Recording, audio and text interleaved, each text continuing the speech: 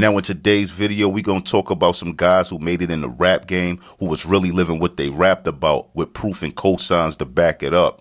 Now this is part 1 of G's in the rap game, and this is their story.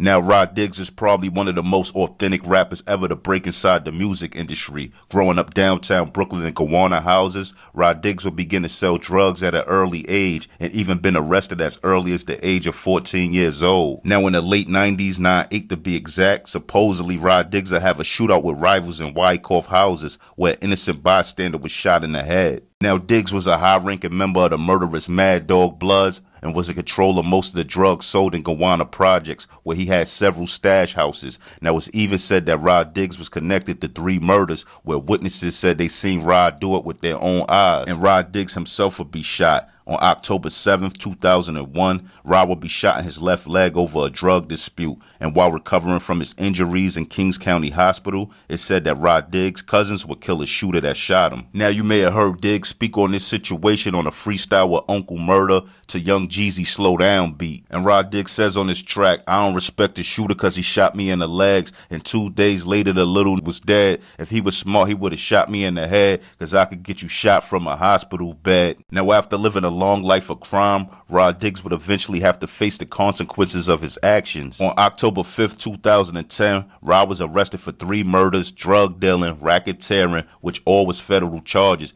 And at trial, several of Rod Diggs' songs and music videos was used against him as evidence. Rod Diggs would eventually get sentenced to 12 life sentences and 105 years in prison. Now, 50 Cent, aka Boo Boo, is one of the few rappers who really came from the streets. 50 mom Sabrina was a hustler, so it was natural for 50 Cent to start selling drugs at the young age of 12 years old. Now, it's even said 50 Cent was good with his hands, and he was known to get physical with his peers. And it's even said that legendary street hustler Black Just helped 50 Cent get in boxing, being that he didn't have a problem with putting hands on people. Now, it's verified by some real street goons that 50 Cent was actually hustling crack on the block and had other people working for him selling crack as well. He always had it. It wasn't like he was broke. He always, had the block, 20 workers.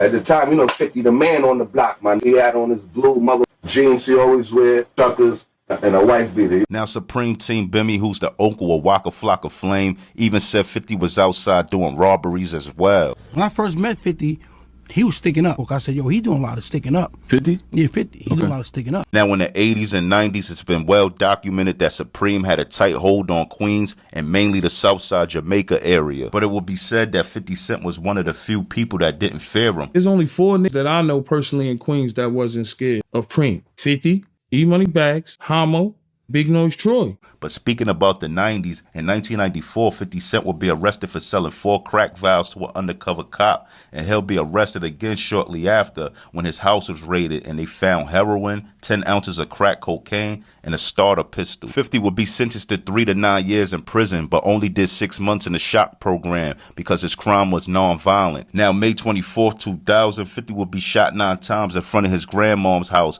before becoming a big hip-hop superstar. And through the years, 50 Cent had run-ins with Suge Knight, Haitian Jack, and beefs with gangsters like Preem, Jimmy Henchman, and World. And now 50 Cent is very successful in the hip-hop music industry, and those days seem to be far behind him. And not to mention, most of his enemies are either dead or in jail.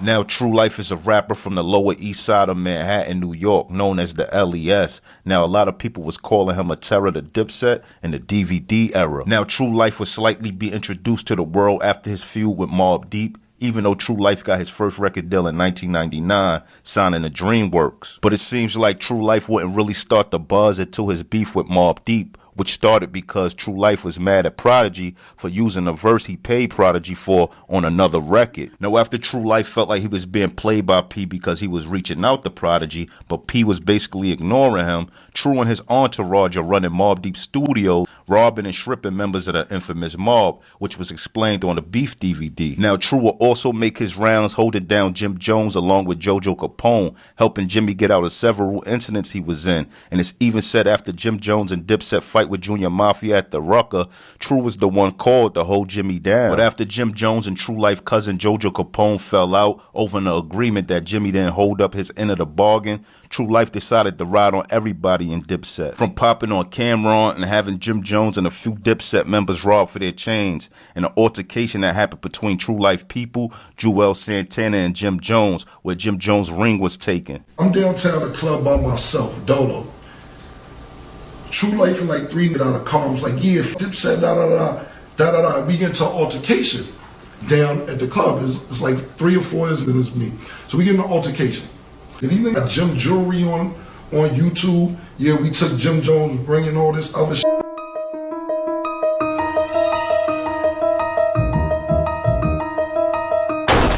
Now, after all of these incidents Tru was involved with, Tru Life street credit go through the roof, and he was looked at as a rapper you ain't really want to play with. But in 2009, Tru Life and his brother will be charged with second-degree murder and gang assault for stabbing and killing a man in an apartment lobby. In 2011, Tru Life pled guilty to gang assault and was sentenced to 8 years in jail. Now, Trick is a rapper from Detroit. He's known for putting Detroit on his back and making sure all rappers coming to Detroit show his hometown some love. Some people call it extortion or friendly extortion, but he considered it to be showing respect by checking in. Now, the whole no-fly zone movement was created so Detroit artists could get love from other rappers from other towns coming to Detroit to do business. Basically, Trick feel if you from another town and you coming to Detroit to do business or a show, he wants you to look out for someone from his hometown while you out there. Now, Trick is known for situations where he jumped and beat up Trick Daddy and even had a brawl with the Locks. Now, it was even big news that Trick beat up and robbed Young Berg for his Transformer chain and even had an altercation with Jim Jones where he was shot. That happened to him, bro. I was over there talking to his bodyguard. During his assault, I was having a conversation with his bodyguard. Trick would deny the last 2 claims ever happened, but the streets say different. We're in Detroit right now, as we speak. Just finished leaving out casinos and gambling and all type of things that we like to do. Now, it's also said back in 2014 when Rick Ross was set to do a show out in Detroit, he was the reason Ross ain't perform, and also said he was scared for his life, which Ross denies. Now, the scary thing about Trick is supposedly he owns a few clubs out in Detroit, and he also has a lot of close relationships with a lot of the promoters. So when a rapper get booked, it ain't hard for him to find out what flight you took, or even what hotel you staying in. Now, before Trick was known for his reputation of applying pressure on rappers, he'll be arrested for murder. Supposedly in 2003, Trick was accused of shooting and killing a man while he sat on the porch with his girl and his sister. Now, the victim girlfriend took a Goon Squad CD to the police to identify Trick, but she eventually changed her statement, and Trick was released after serving 6 months. Now, message to all the kids out there that think it's cool to be a gangster or to really live what you rapping about. Well, most of the drill rappers do it anyway, but just know all these men in this video all face consequences for their actions, whether it's being shot or going to jail. But anyway, if you're a fan of these old hip-hop stories, tell a friend and tell a friend about my page. Like, comment, subscribe, and hit that notification bell. More exclusive content coming, and I'm out. 1.